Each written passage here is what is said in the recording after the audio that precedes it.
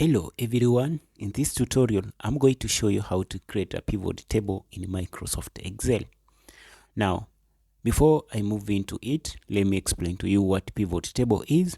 This is a tool that allows you to quickly summarize data in your spreadsheet. Now to illustrate how to use pivot table, let me get you started.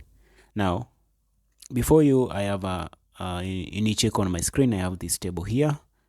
It contains order ID, item, unit price, quantity, cost, and discount.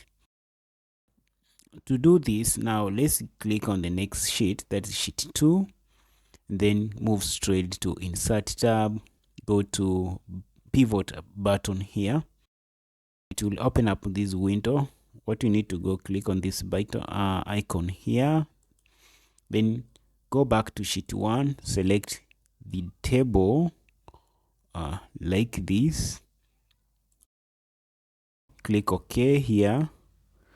If you check here, there is an empty pivot table. Now on this side we have these fields, pivot table fields. Now we are going to select the fields that we are going to work with.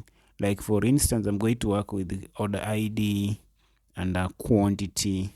Now if you realize there is it's being automatically added to this some values down here.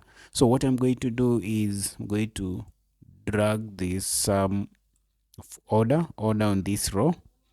Then if you check here, we already have a grand total. Now what I need to do is row label.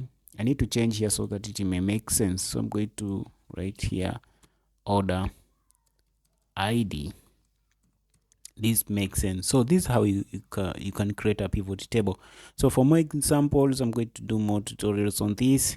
If you like this video, please consider subscribing.